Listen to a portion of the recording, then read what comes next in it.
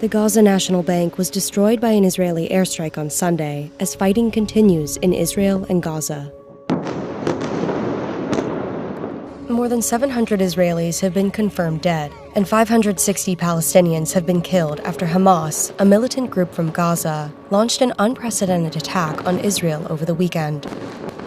Hamas worked with Iranian security officials to plan the attack, according to senior members of Hamas and Hezbollah, another Iran-backed militant group. Western leaders have denounced Saturday's assault and offered support to Israel. I've just spoken with Prime Minister Netanyahu to assure him of the UK's steadfast support as Israel defends itself against these appalling attacks. Iranian security officials helped Hamas plan the surprise attack on Israel, senior members of Hamas and Hezbollah said. The green light for the attack, which included air, land, and sea incursions, was given at a meeting in Beirut last week. A spokesman for Iran's mission to the UN said Iran stood in support of Gaza's actions, but didn't direct them.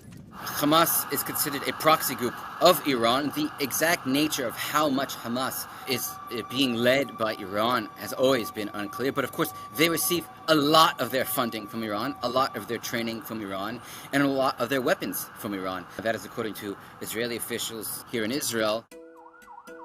The planning for the operation began in August, according to senior members of Hamas and Hezbollah. The direct Iranian involvement could raise the risk of a broader conflict in the Middle East.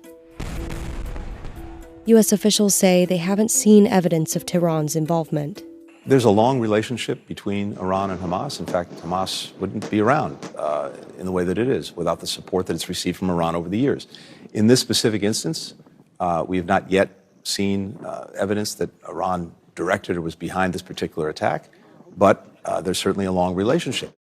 On Sunday, more than 250 people were found dead at a music festival in Israel, according to Israeli state broadcaster Khan. Israeli Prime Minister Benjamin Netanyahu appointed a general to coordinate search efforts for captured and missing Israelis. The mother of a missing woman described a phone call from her daughter during the attack. At 10 o'clock, she called us and said, "Mommy, we were bombed. They shot at us. The car was shot. We cannot drive. Everybody here is hurt." There were 4 kids in the kids. There were 23, 25, 30. Everybody was shot. They were bleeding. Since the conflict began, world leaders have been speaking out, largely condemning the attacks on Israel. The United States said it would send additional military assistance to Israel, including equipment and weaponry. The U.S. also plans to move a carrier strike group closer to Israel's shores and Air Force jet fighter squadrons towards its skies. A move that signals its support and aims to deter Iran from taking advantage of the uncertainty in the region. A Hamas spokesperson said the decision to deploy an aircraft carrier near Israel by the U.S. is participation in the aggression against our people.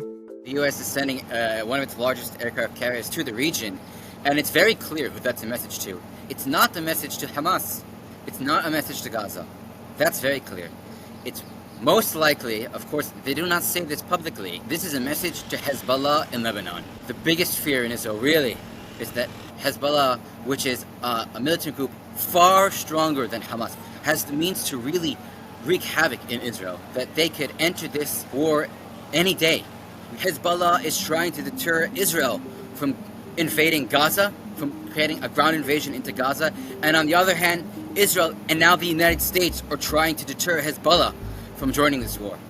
The Israeli military said that as many as 1,000 Hamas militants entered Israel from Gaza over the weekend, many of whom were armed.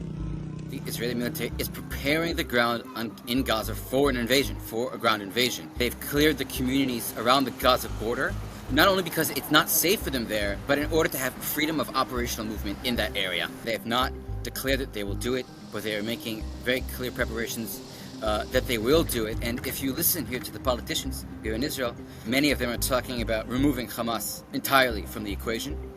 There's only one way to do that, and that's a ground assault. That will take a very long time to do. It will be a very difficult and bloody battle.